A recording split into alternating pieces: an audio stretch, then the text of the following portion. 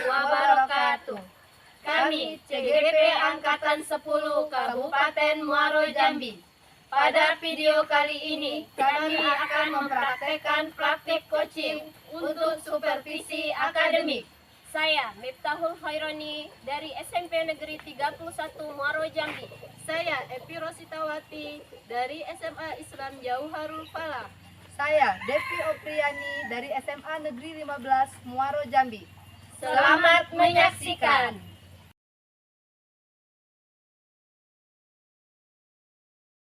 Assalamualaikum warahmatullahi wabarakatuh, Bu Devi. Waalaikumsalam, Bu Epi. Apa kabarnya Bu Devi hari ini? Alhamdulillah sehat, Bu. Ibu sendiri gimana kabarnya, Bu Epi? Alhamdulillah baik, Bu Devi. Nah, Bu Devi, sebelum kita melakukan coaching pada hari ini, sebagai awal dari kegiatan coaching ini, saya akan melakukan beberapa pertanyaan kepada Ibu ya, Bu. Yang pertama, saya akan mendiskusikan tentang rubrik penilaian kita pada hari ini. Baik, Bu, pada coaching kita hari ini, coach dan coachee akan saya beri penilaian tentang amati dalam nilai sesuai dengan rubrik penilaian. Apakah sudah sesuai dengan alutsista atau belum? Kemudian bagaimana Ibu memberikan pertanyaan-pertanyaan berbobot pada coachee dan bagaimana nanti coachingnya tersebut merespon atau menanggapi pertanyaan dari Ibu sebagai coach. Nah, jangan lupa juga nanti disesuaikan dengan prinsip coaching, diantaranya kemitraan, proses kreatif, dan memaksimalkan potensi. Baik Ibu, pertanyaan pertama ya Bu, yang akan saya tanyakan pada Ibu, kompetensi apa yang akan Ibu kembangkan pada coaching kali ini, Bu? Kompetensi yang akan saya kembangkan yaitu yang pertama, Bu ya, saya akan menjadi pendengar yang aktif, dan saya akan memberikan pertanyaan yang berbobot pada coaching. Lalu pertanyaan kedua ya Bu, kompetensi yang mana yang secara spesifik yang ingin Ibu kembangkan? Kompetensi spesifik yang ingin saya kembangkan yaitu ya mendengarkan secara aktif, kemudian saya memberikan pertanyaan yang berbobot, yaitu Bu. Kemudian yang terakhir ya Bu, indikator yang mana yang Ibu inginkan dalam proses coaching hari ini? Saya sangat berharap coaching saya nanti bisa menemukan solusi dari permasalahan yang dihadapi dan mampu menemukan langkah-langkah dalam mengatasi permasalahannya. Baik Ibu, demikian dulu untuk kegiatan observasi kita hari ini. Silakan Ibu melakukan coaching terhadap coachingnya. Baik, terima kasih Ibu Epi. Ya, sama-sama Ibu Devi.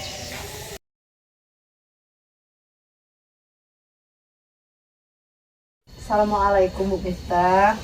Waalaikumsalam, Bu. Gimana kabar Bu Miftah hari ini, Bu? Alhamdulillah kabar pada hari ini sangat baik sekali. Bagaimana dengan Bu Devi? Alhamdulillah saya juga baik Bu Miftah. Terima kasih Bu sudah meluangkan waktunya untuk datang pada hari ini untuk melakukan coaching bersama saya di sini, Bu. Sama-sama Bu. Saya juga senang diajak coaching karena kita bisa saling berbagi pengalaman. Apalagi saat ini tugas kita selaku CGP sudah semakin menantang ya Bu ya. Apa nih yang mau Ibu Miftah ceritakan ke saya? Pas sekali Bu Devi, jadi saya lagi butuh sekali teman untuk bercerita ini. Ini terkait kita seorang calon guru penggerak ini pasti tahu ya tentang salah satu tugas kita di pendidikan guru penggerak ini, yaitu pada pembelajaran berdiferensiasi Bu.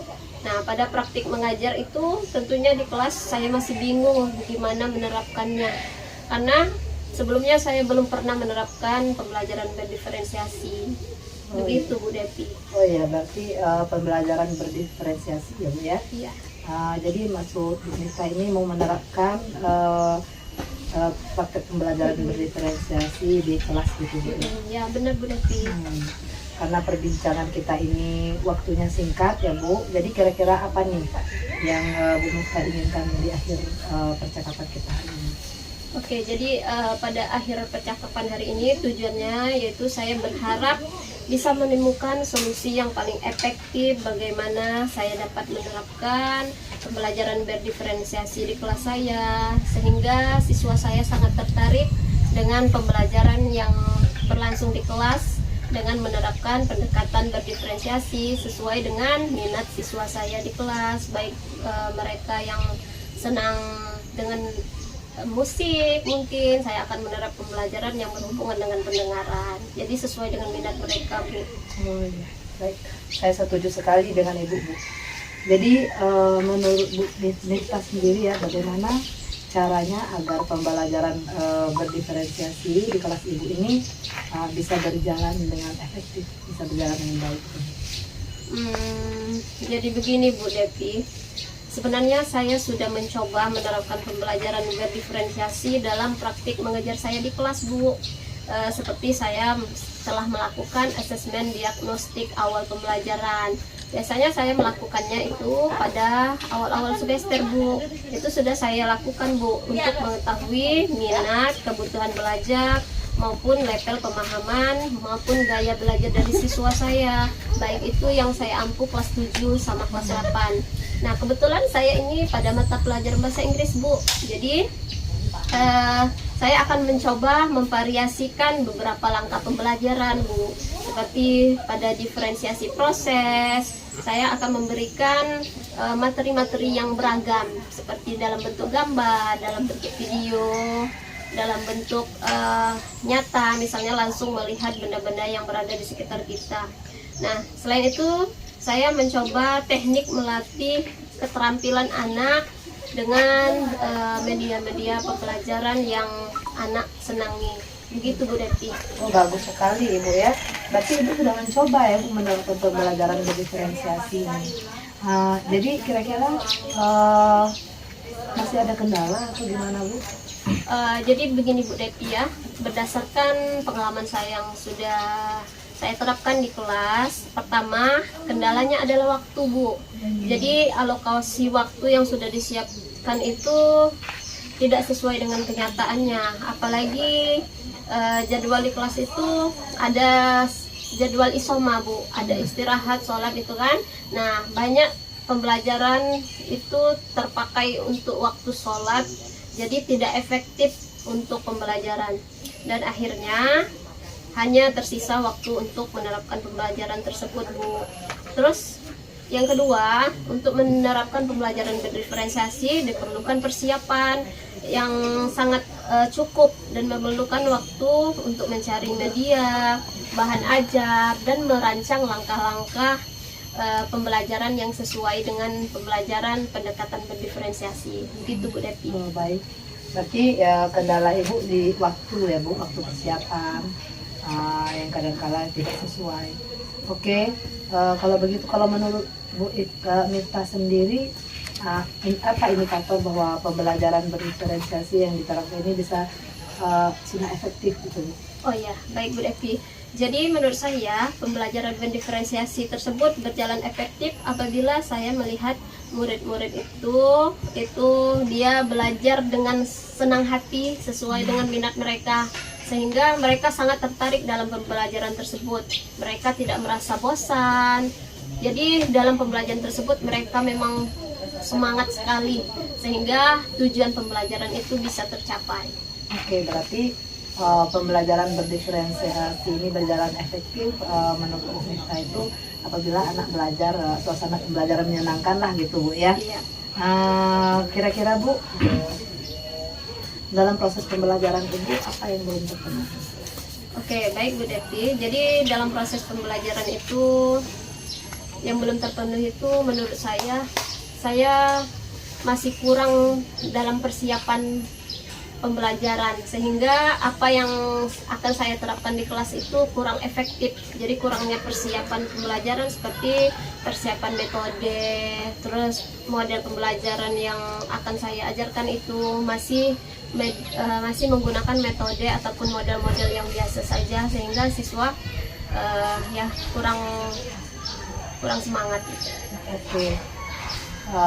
Kalau saya pelajari dari yang Ibu jelaskan tadi ya, apa yang terpikir oleh Ibu Mita supaya siswa bisa bersemangat dengan proses pembelajaran ini? Apa rencana Ibu ke depannya, rencana konkretnya? Oke, jadi rencana konkret yang akan saya lakukan pertama terkait waktu Bu ya. Nah terkait waktu saya akan berkolaborasi dengan rekan sejawat saya di sekolah terkait waktu untuk membuat jadwal yang memang untuk pembelajaran bahasa Inggris itu memang tidak terganggu dengan waktu yang sholat tadi ya Bu ya.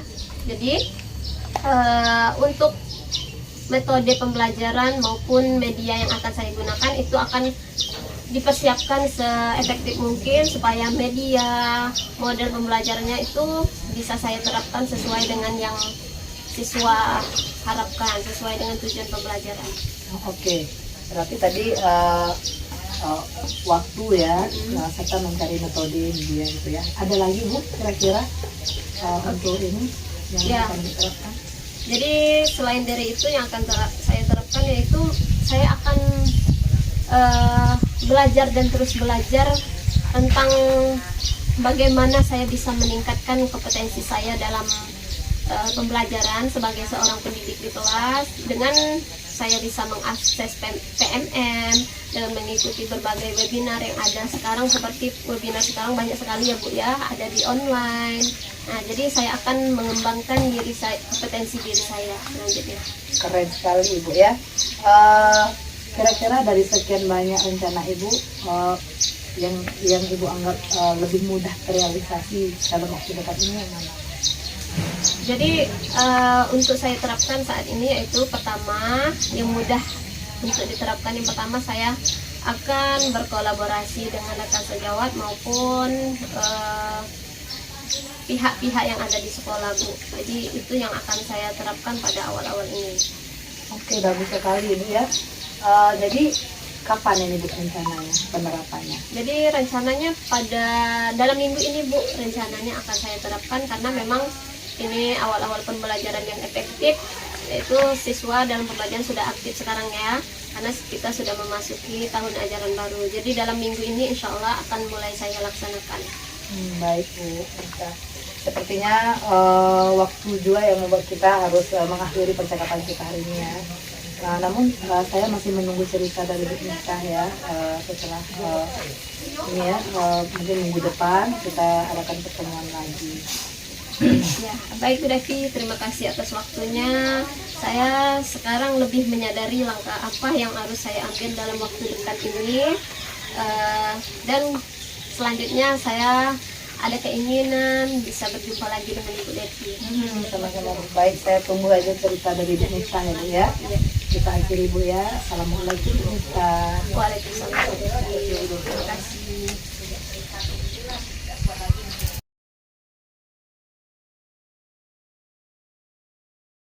Assalamualaikum Bu Devi. Waalaikumsalam Bu Evi. Nah tadi Ibu sudah melakukan coaching ya Bu sama Ibu Miftah. Alhamdulillah Bu, tadi saya sudah melakukan coaching sama Bu Miftah.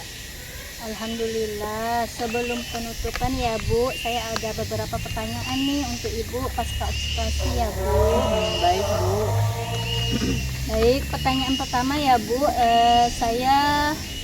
yang ingin saya tanyakan, apa saja yang sudah Ibu lakukan saat melakukan coaching terkait indikator pencapaian yang ingin Ibu capai?